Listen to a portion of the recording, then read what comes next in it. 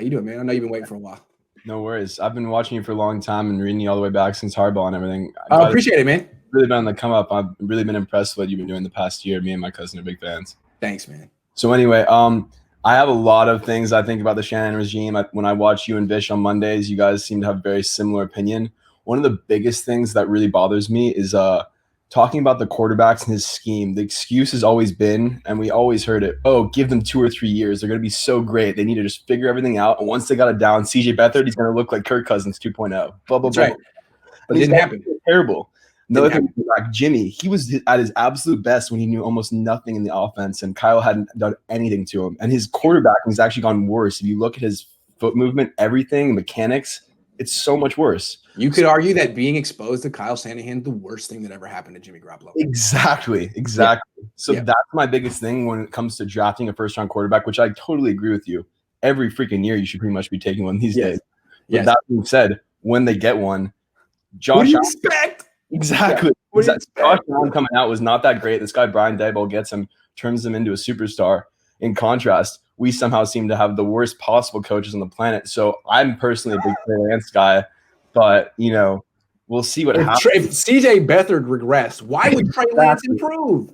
And it may not be all Kyle Shanahan's fault because, honestly, he's not coaching the quarterback. No, I think he hired the quarterback coach. Exactly. Whoever it is. They used to have Shane Day. I don't know who. Oh, it's Shane Day. It is Shane Day. Okay. Yes. God, he's not doing it. Not cutting it. Yeah, no, I think Kyle's great. Another thing I will say, you give Kyle some crap when it comes to the whole Saleh dynamic, but I heard Lynch talking about him the other day, and apparently when Saleh came in, he's this guy who was practically going to be working for Wells Fargo, and he suddenly, pivots to football, right? Yes. He doesn't know a lot of stuff. Apparently, he was just regurgitating exactly what Pete Carroll had, and then Shanny came to him and was like, hey, man, there's all this stuff that really would give me a lot of trouble. You should start implementing it. And they actually collaborated together, and that's what led to this whole new hybrid. Very, very interesting. Yeah. Look, I think one of the best things that Shanahan's done in his life is not only identify Saleh, but let's say develop Saleh. Yes. Develop Saleh. And not just develop Saleh, but stick by him when everyone in the world, including me, said fire this dude. He would have gotten so many brownie points with the media, with fans. Everyone was just calling. So I think that shows, because I've been the biggest critic of his arrogance and his own kind of ego, like letting guys like Tevin Coleman start over Raheem, et cetera, et cetera. But that gives me hope that there's room for growth, and he can take a guy like D'Amico, whoever, and develop them into another Saleh, hopefully. All I would say is, Kyle, if you can do it with Robert Saleh, why can't you do it with your quarterback coach? Precisely. Why can't you do it with your offensive line coach? Man, those guys are not good enough. Get some better ones. I don't care if they're your friend. I don't care. Exactly. There seems to be too much of this whole camaraderie thing in the whole team with Ted Taylor and all these guys. They're just there because they're nice guys. It's like morale? You're in a Super Bowl. Yeah, you're like, does George Kittle need like his friends on the team? Come on, they can hang out after class. When you're paying a guy that amount of money, it really doesn't matter whether or not he's having a good time. Another thing I have to say is the contracts. That's one of the biggest things that pisses me off is like Eric Armstead. You had this guy for years. If you really liked him, you could have easily got him at a really discounted level because of all the injuries. They wait till he has his perfect season, pay him the maximal amount. They're trying to really screw themselves. And then you look at D Ford, one great season, give the guy like a record. Everything. And then meanwhile, you have a guy like DeForest Buckner, who's literally not missed a game, played through everything, just the stalwart of the team, unbelievable leader. And he just, hey, here's the door. Have a good one. It's not quite good. We haven't seen enough, DeForest. Sorry. Exactly. We're going to have to spend 85% of what you're asking for on a player who has no resume. Thanks a lot. Exactly. And I think that just sends the worst possible message to the team. So, we'll see what happens with a guy like Fred Warner. And the message it sends is, if you do everything right, like DeForest Buckner, your ass is out of here. Exactly. If you just come in the last season and put together like a few good games before you really exam, you're a lifer. Yeah, Shanny's that guy. It's like, the girl who wants to talk to him, he just completely ignores her. But if she's, playing hard to get, that's when he'll get the big bucks out. Good call. Good call.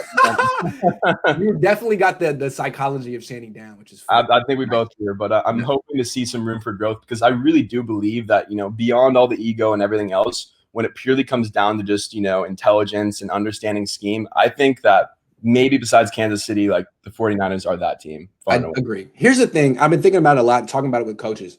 Here's the difference between a coordinator and a head coach. All right. Yeah. The coordinator's job is to have a million ideas. It's like, hey, we're going against the Chiefs this week. Okay, I got these 20 runs for 1st and 10. We got these 30 passes for the red zone. I love okay, you got all these. You're just pouring with ideas. That's great. And the head coach comes in and says, okay. I like these two on 1st and 10. I like this one in the red. Your job is not to come up with ideas, is to make decisions. Implement them. That's where he falls short. He's got all the ideas. When Sean McVay needs an idea, he steals it from Kyle. But what makes Sean such a good head coach is he's actually a terrific decision maker. And the thing is, you don't have to be 40. Sean McVay is 34. That's the kind of thing, it's almost intrinsic. You have it or you don't. Sean has it. I wonder if Kyle does. In fact, I heard you talking about that the other day, and it's funny you say that. Literally texting my cousin last night, like, I love Sean McVay, so underrated, et cetera, et cetera. But the whole point being, you really do have that mindset or you don't. And I am very skeptical that Kyle will really grow beyond Think about the military. There are very high-ranking people in the military that make executive decisions who are like 24. Yeah, and they have to order for guys who are double their age. That's right. Yeah. So come on. I mean, Sean has it now. If Kyle doesn't have it yet, I got to wonder, man, maybe you're just the idea guy. Yeah. Maybe you're the guy who needs the guy to come in and be like, no, we're not going to do this week. We're going to do this. I don't know. And my thing is, I feel like with a guy with that level of talent, you just keep him in regardless because, if they were to get rid of him, he would still be the number one guy in every coach. So no doubt. My thing is you get some intermediary dude, not a John Lynch, but someone who can actually like get in there, be involved with the offense and the coordinating and be like, the voice of reason in the room and say, hey, Kyle, I get that you want to run like these 8 different random pass plays, but look, our quarterback's getting freaking sacked. Let's just chill out. Let's run the ball. No, here's the problem with Kyle. If you fire him, he could end up being the coach of the next Hall of Fame quarterback. Like Matt LaFleur in Green Bay isn't good. He just has Aaron Rodgers. And so now everyone's going to think Matt LaFleur is good. If you put Kyle Shanahan on the Packers, they'd win the Super Bowl because he has Aaron Rodgers. So I don't know if he's ever going to get a quarterback like that here, but he could get it in his next stop. And now you're done. You look exactly. I think all those problems become far less relevant. It's kind of easy. Same thing for his dad. Like his dad wasn't that great, but if you give him John Elway, sure. Yeah, sure. Yeah, you're absolutely right. Yeah, and it goes back to the main point of this, which is just get a freaking quarterback. Get a freaking quarterback. I don't know how you're going to do it, but find it. I'm hoping, man. We'll see. Who? Trey Lance. Oh, okay. All right. Well, let's see what he does at the combine. The Senior Bowl. Was not that great, but he had an unreal arm and he was fast. So, we'll see. He did. All right, Kai. Good stuff, dude. Everyone, happy birthday. All right. Thanks, man. That was a strong call.